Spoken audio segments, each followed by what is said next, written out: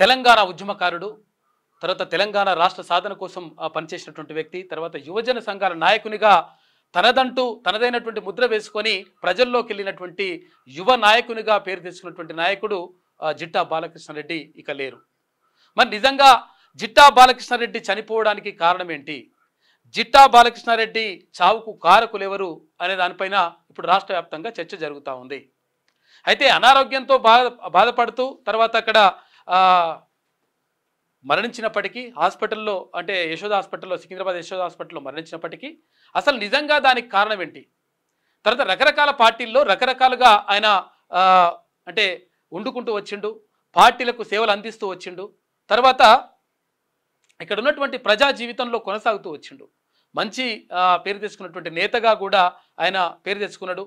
అంటే నిజంగా కొంతమంది రాజకీయ నాయకులకు అంటే కలిసి రాకపోవడం అంటే నిజంగా జిట్టా బాలకృష్ణారెడ్డి దానికి ఉదాహరణగా చెప్పుకోవచ్చు. ఎందుకంటే ఆయన జీవితంలో మొత్తం కూడా అపజేయాలి. మట్టిని పట్టుకుంటే బంగారం అయిపోయింది, బంగారం పట్టుకుంటే కంటే మట్టిని పట్టుకుంటే బంగారం అయిపోయింది అని చెప్పేసి అంటుంటారు. కానీ బంగారం పట్టుకున్న మట్టి అయిపోయింది అన్నట్టుగా రాజకీయ జీవితంలో ఎన్నో ఆటుపోట్లను ఎదుర్కొన్నాడు. రకరకాలుగా పార్టీలు మోసం చేసినాయి. అయితే ఆయన పార్టీలకు అంటే అక్కడ ఏపీ ఉప ముఖ్యమంత్రి పవన్ కళ్యాణ్ అన్నట్టుగా గతంలో అన్నట్టుగా జిట్టా బాలకృష్ణారెడ్డి అనేటువంటి వ్యక్తి పార్టీలకు ఉపయోగపడ్డాడు తప్ప పార్టీలు ఎప్పుడు కూడా జిట్టా బాలకృష్ణారెడ్డికి ఉపయోగపడలేదు.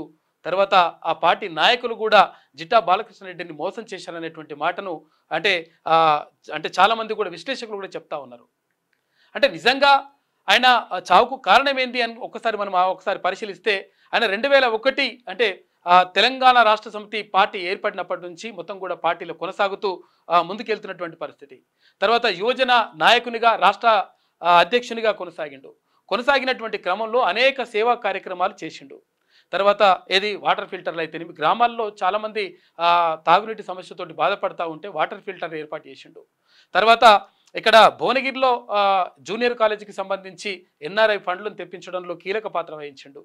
అక్కడ భువనగిరి కోటకు సంబంధించి లైట్లు వేయించడంలో కూడా ఆయన ప్రత్యేకంగా శ్రద్ధ వహించిండు. ఇలా అనేక సేవా కార్యక్రమాలు చేస్తూ ప్రజల్లో ఉంటూ తర్వాత యువతకు సంబంధించి ఆదర్శంగా నిలిచిండు. అయితే యువతకు క్రికెట్ కిట్లు కానీ, తర్వాత ఇక్కడ రకరకాలుగా క్రీడలకు సంబంధించి కానీ, తర్వాత అంటే యాక్టివ్ పాలిటిక్స్లో యువతని తీసుకురావడంలో ప్రధాన భూమిక పోషించిండు జిట్టా బాలకృష్ణారెడ్డి. అటువంటి వ్యక్తికి నిజంగా అన్ని పార్టీలు కూడా ఒక రకంగా చెప్పాలంటే అన్ని పార్టీలు కూడా ఆయనను మోసం చేసినాయి, ఆయనకు అన్యాయమే చేసినాయి.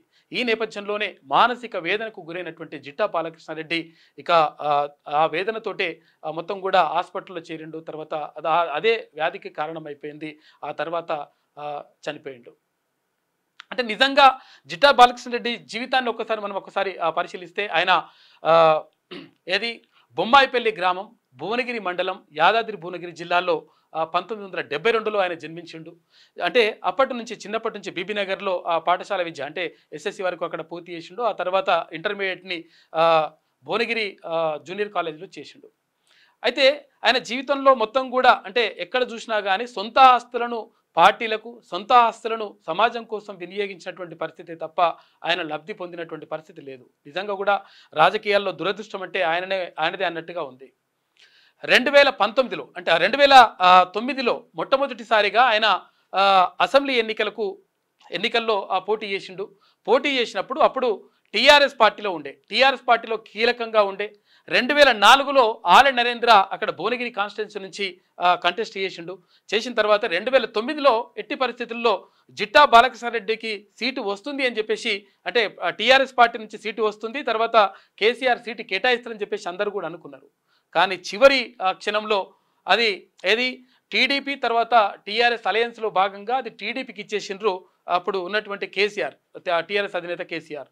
దాంతో అక్కడ ఉమామాధవ్ రెడ్డి 2009లో తెలుగుదేశం పార్టీ నుంచి జస్ట్ అంటే 2000 ఓట్ల తేడాతోటి, అంటే 10,000 ఓట్ల తేడాతోటి జిట్టా బాలకృష్ణారెడ్డి పైన గెలుపొందింది ఉమామాధవ్ రెడ్డి. దాంతో అక్కడ 2009లో ఓటమి పాలయ్యిండు. 2014లో మరొకసారి ఇండిపెండెంట్ అభ్యర్థిగా మళ్ళీ పోటీ చేసిండు. అంటే పోటీ చేసినప్పుడు ఆయన మరొకసారి ఓటమి చవి చూడాల్సి వచ్చింది. మొట్టమొదటిసారి పోటీ చేసినప్పుడు అంటే 2009లో ఆయన పోటీ చేసినప్పుడు ఎలిమినేటి ఉమామాధవ్ రెడ్డికి 53,073 ఓట్లు వచ్చినాయి. టోటల్గా. తర్వాత జిట్టా బాలకృష్ణ రెడ్డి రెండో స్థానంలో నిలిచిండు. రెండో స్థానంలో నిలిచినటువంటి జిట్టా బాలకృష్ణ రెడ్డికి 43,720 ఓట్లు వచ్చినాయి. జస్ట్ ఒక 10,000 తేడా, 10,000 కూడా కాదు, ఒక 9,500 ఓట్ల తేడాతో మొత్తం మీద ఓడిపోయినట్టుగా చూసుకోవచ్చు. అంటే అసలు యాక్చువల్గా ఇక్కడ ఏది ఇండిపెండెంట్ అభ్యర్థిగా పోటీ చేయాల్సినటువంటి అవసరం రాకపోవాల్సింది. అసలు యాక్చువల్గా ఈ సీటు ఏదైతే ఎలిమినేట్ ఉమామాధవరెడ్డికి కేటాయించినటువంటి సీట్ ఏదైతే ఉందో తెలుగుదేశం పార్టీకి, అయితే టీఆర్ఎస్ తరఫున ఆయనకు వస్తుందని చెప్పేసి భావించిండు. కానీ కేసీఆర్ మోసం చేసిండా లేకపోతే మరి పరిస్థితులకు అనుగుణంగా మారిండా తెలియదు. కానీ మొత్తం మీద ఆ సీటును రాకపోవడంతో ఇండిపెండెంట్గా పోటీ చేయాల్సి వచ్చింది. అప్పుడు ఓటమి పాలయ్యాడు. ఇక తర్వాత 2014లో కూడా మరొకసారి అంటే ఇండిపెండెంట్ అభ్యర్థిగానే పోటీ చేసిండు జిట్టా బాలకృష్ణారెడ్డి. తర్వాత కూడా రెండో స్థానంలో నిలిచిండు. అప్పుడు పైళ్ళ శేఖర్ రెడ్డి 54,686 ఓట్లతోటి ఆయన గెలుపొందితే, ఇక్కడ జిట్టా బాలకృష్ణారెడ్డి 39,270 ఓట్లు సాధించిండు. అంటే ఇక్కడ కూడా అసలు యాక్చువల్గా టీఆర్ఎస్ నుంచి సీటు దక్కుతుంది అని చెప్పేసి అనుకున్నారు. అయితే అప్పుడు దక్కలేదు. ఆ తర్వాత ఏమైంది అసలు యాక్చువల్గా 2009లో అక్కడ సీట్ అంటే అటు ఏది టీఆర్ఎస్ పార్టీలో సీటు దక్కకపోవడంతో ఆ తర్వాత 2009లో పోటీ చేసిన తర్వాత ఓడిపోయిన తర్వాత అప్పుడు కాంగ్రెస్ పార్టీలో అంటే వైఎస్ రాజశేఖర రెడ్డి ఆధ్వర్యంలో కాంగ్రెస్ పార్టీలోకి వెళ్ళిండు. కాంగ్రెస్ పార్టీలోకి వెళ్ళిన తర్వాత కాంగ్రెస్ పార్టీలో కొంతకాలం కొనసాగిన తర్వాత రాజశేఖర రెడ్డి హఠాన్ మరణానికి గురైండు. హఠాన్ మరణానికి గురైనటువంటి నేపథ్యంలో ఇప్పుడు ఏం చేయాలన్నా అంటే ఆ పరిస్థితుల్లో అటు ఇటు సంక్షోభమైనటువంటి పరిస్థితి ఉండే. ఆ తర్వాత వైఎస్ జగన్మోహన్ రెడ్డి వైఎస్ఆర్సీపీ పార్టీ పెడితే ఆ పార్టీలో చేరిన తర్వాత ఇది తెలంగాణకు మొత్తం కూడా వ్యతిరేకమైనటువంటి పార్టీ. తర్వాత తెలంగాణకు అంటే వ్యతిరేకంగా ఉన్నటువంటి పార్టీ కాబట్టి వైఎస్ఆర్సీపీ కాబట్టి ఎట్టి పరిస్థితుల్లో అందులో ఉండడం కరెక్ట్ కాదు అని చెప్పేసి మళ్ళీ భావించి బయటకు వచ్చిన తర్వాత తెలంగాణ యువ పార్టీ అని చెప్పేసి ఒక ప్రత్యేకమైన ఒక పార్టీని స్థాపించి అందులో రాణి రుద్రమ కూడా ఉన్న తర్వాత దాంట్లో కొంతకాలం కొనసాగిండ్రు, యాక్టివిటీస్ కూడా కొనసాగించిండ్రు. తర్వాత తెలంగాణ ఉద్యమకారులకు అన్యాయం జరుగుతూ ఉంది. తర్వాత సీట్ల కేటాయింపులో కానీ అన్నింటిలో కూడా అన్యాయం జరుగుతూ ఉంది. ఎవరైతే నిజంగా బలంగా పనిచేస్తారో వాళ్ళకు సీట్ల కేటాయింపు అనేటువంటి జరగట్లేదు రాజకీయంగా. తర్వాత వాళ్ళని పక్కకు పెట్టేటువంటి ప్రయత్నం చేస్తూ ఉన్నాయి ఈ పార్టీలు అని చెప్పేసి అప్పుడు యువ తెలంగాణ పార్టీని ఏర్పాటు చేసిండ్రు. యువ తెలంగాణ పార్టీని ఏర్పాటు చేసిన తర్వాత మళ్ళీ భారతీయ జనతా పార్టీలో చేరిండు. భారతీయ జనతా పార్టీలో చేరిన తర్వాత 2018 ఎలక్షన్లో భారతీయ జనతా పార్టీ నుంచి పోటీ చేసిన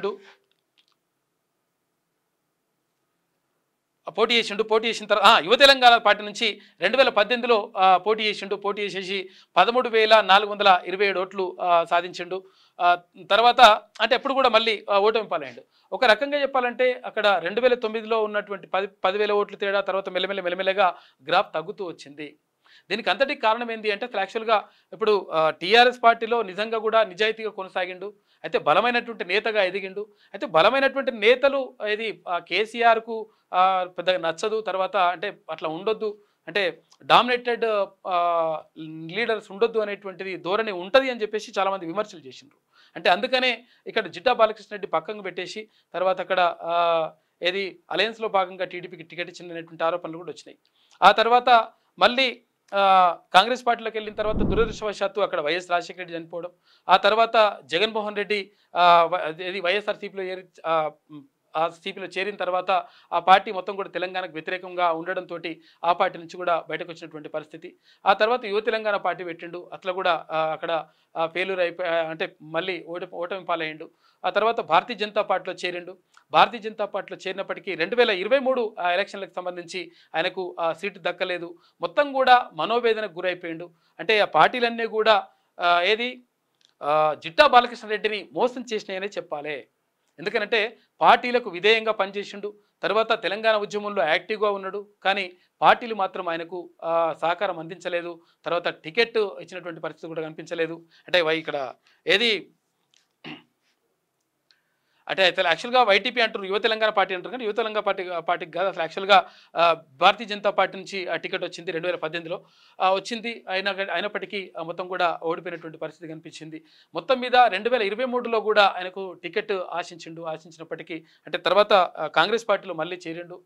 చేరిన తర్వాత అక్కడ కూడా కొంచెం అంటే టికెట్ రాదనేటువంటి ఉద్దేశంతో ఆ తర్వాత మళ్ళీ టీఆర్ఎస్ పార్టీలో అంటే ఇప్పుడు ఉన్నటువంటి బీఆర్ఎస్ పార్టీలో చేరిండు.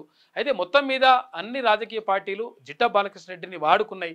కానీ జిట్టా బాలకృష్ణ రెడ్డికి ఏ పార్టీ కూడా ఉపయోగపడలేదు.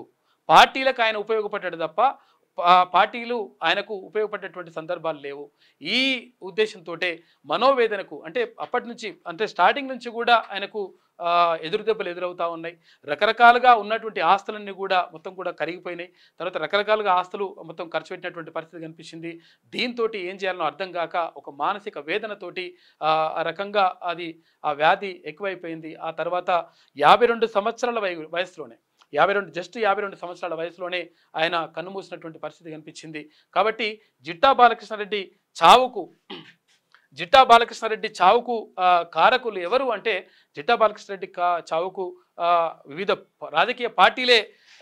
రాజకీయ పార్టీలే కారణమని కూడా మనం చెప్పుకోవచ్చు. ఎందుకంటే అక్కడ ఆయనకు రకరకాలుగా మోసం జరిగింది. రకరకాలుగా మొత్తం కూడా అంటే ఒక రకంగా మంత్రిగా అంటే ఎమ్మెల్యేగా ఆ తర్వాత మంత్రిగా కొనసాగించినటువంటి వ్యక్తి కనీసం అక్కడ అసెంబ్లీ గేట్ను కూడా తాకలేకపోయినటువంటి పరిస్థితిని ఆయన మొత్తం కూడా జీర్ణించుకోలేకపోయాడు. ఈ నేపథ్యంలోనే మనోవేదనకు గురైపోయి ఆ తర్వాత వ్యాధి అటాక్ అయిపోయి 52 సంవత్సరాల వయసులోనే ఆయన కన్నుమూసిండు. కాబట్టి జిట్టా బాలకృష్ణ రెడ్డి చావుకు కారణం పార్టీలే తప్ప తర్వాత ఇవి కాదు అని చెప్పేసి చాలామంది విశ్లేషకులు చెప్తున్నటువంటి మాట.